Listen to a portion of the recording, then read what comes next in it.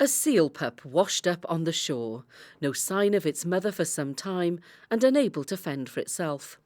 A kestrel discovered dazed and underweight in a garden.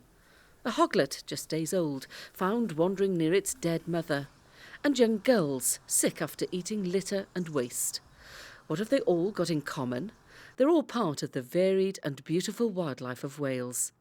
Sometimes the victims of nature, sometimes the victims of man.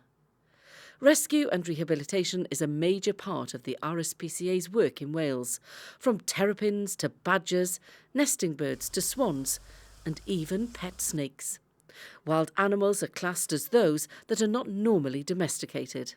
Well, on a daily basis, we never know really what calls we're going to get. The joy with wildlife is that it could be anything and everything from a tiny little sparrow that's been caught by a cat to a seal that's been attacked by a dog on a beach or something.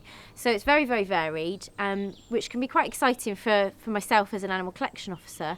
But the main thing is obviously getting that animal to a safe place where it can be treated and assessed, and hopefully it can go through the rehabilitation process. And the main aim is obviously to release it once it's fully fit. In 2014, the RSPCA in Wales collected more than 3,700 animals, classed as free-living British wildlife, as well as more than 250 exotic pet animals. This RSPCA centre in Taunton is run to the highest of standards and treats thousands of animals every year, many from Wales. So our objective is to put all of these animals back into the wild where we can, and so in order to do that they get assessed by the vet on admittance to the centre. We devise a treatment plan for them, we look after them while they're in care, and then as soon as they're fit and healthy, then we try to release them back into the wild, either where they came from or at another suitable location. This little seal behind me is probably just a week old. It was found washed up on the shores of Pembrokeshire, probably abandoned or just got lost from its mum. It's in a pretty bad way. It's got nasty little sores and cuts over its body, and it'll have to be hand-fed for quite a few weeks yet. It's one of 45 seals that came into this centre last year. 25 of those were from Wales. Gower Bird Hospital is a prime example of the type of good animal welfare establishment or sanctuary the RSPCA works with in Wales. At this time of the year, it's kept busy with hedgehogs. Our motto is Cadwch fywyd gwyllt yn wyllt, keeping wildlife wild. Our sole purpose is to take in sick, injured and orphaned wildlife with the sole intention of returning them to the wild with a realistic chance of survival. Here, cameras are used to keep an eye on the wildlife so they're not disturbed. The RSPCA is encouraging people in Wales to urge the Welsh Government to bring in specific standards for all sanctuaries. Well, at the moment I've asked an expert group to look specifically at the issue of sanctuaries to make sure that sanctuaries have the support that they need to provide the best possible care to the animals that they're looking after.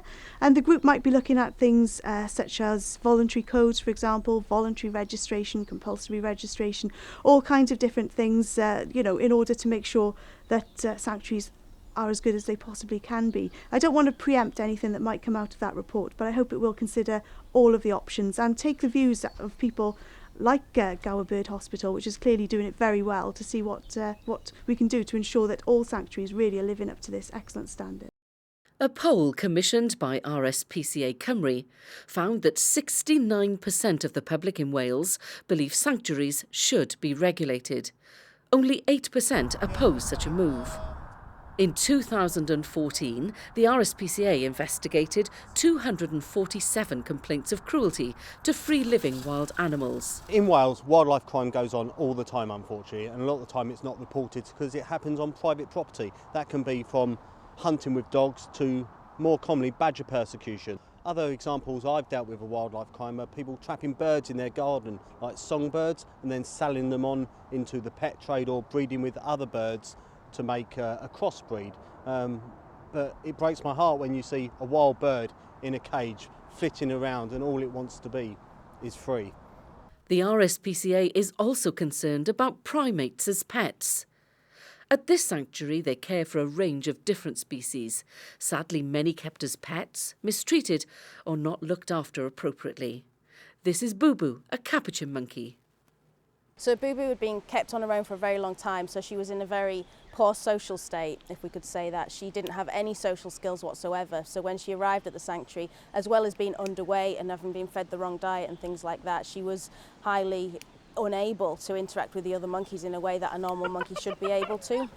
So it took her a very long time to be able to socialise and basically learn how to be a monkey again. Well, the RSPCA really want to see an end to the keeping and trade of primates as pets. We don't think there's any other way to protect these animals. It's just not acceptable that anyone off the street can go and get a monkey, stick it in a parrot cage in their living room, and then that poor animal lives out its life in poor conditions and poor health and poor welfare. There is a campaign running in England calling for a ban on primates as pets. RSPCA Cymru will be launching a campaign on the same issue after the Assembly elections next year. The poll found that 72% support a ban on the keeping of all primates as pets. Meet Anne. She was Britain's last circus elephant, now living out her days at Longleat. Life is so much better for Anne these days, but it wasn't always like this. The use of elephants and wild animals is not actually banned from touring and performing circuses, so sadly, there's nothing stopping her being the last. She's here now to just be an elephant and do what an elephant wants to do, rather than, like in the circus, what an elephant can do. So, you know, it's just nice for her to actually be allowed to have no real, like, leash, you know what I mean? Like in a circus, it's all very gung-ho, very quick, you've got to do this, go there, here, always under supervision. Whereas now, you know, she can do what she wants.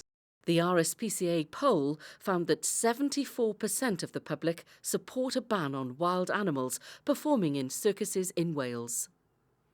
There's nothing natural about an animal performing in a circus. The kind of behaviours they're trained to do aren't natural. They don't educate people about these animals, what they need or their conservation. It's purely for entertainment, and we really don't think that the costs to animal welfare justify that. The RSPCA is often called in to deal with more unusual animals kept as pets, known as non-domestics or exotics.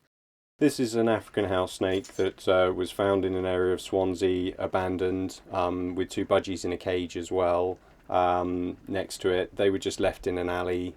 We've no idea who owned them or what their story is really, but obviously it's part of the problem with exotics is that people get to the point where they can't cope with them, and they just often dump them and do all sorts of inappropriate things with them. One RSPCA inspector has given a home to a rather large rescued reptile. This is the size an iguana can reach then? Yeah, this is the size he can reach. They can be very dangerous. They've got extremely sharp claws for climbing. They've got barbs all up the back of their tail here. So if they don't like you or they feel threatened, they will spin their tail around, and that can cause terrible injuries. They've got an extremely strong bite. And most male iguanas you wouldn't be able to do this with. They are very territorial, they can get very aggressive, and they can do a lot of harm to people, which people don't realise when they're a tiny little iguana in a pet shop. Wildlife is clearly important to us as a nation here in Wales. The RSPCA poll found that nearly 3 in 5 Welsh adults would contact the RSPCA if they saw a wild animal in need of rescuing. Remember the seal pup from earlier? Well, he's a way to go yet, but it is hoped he will be released. For the RSPCA, it's all about rescue, rehabilitation and hopefully release. These seals are amongst the lucky ones. After a period of care, they're now back in the wild, just where they belong.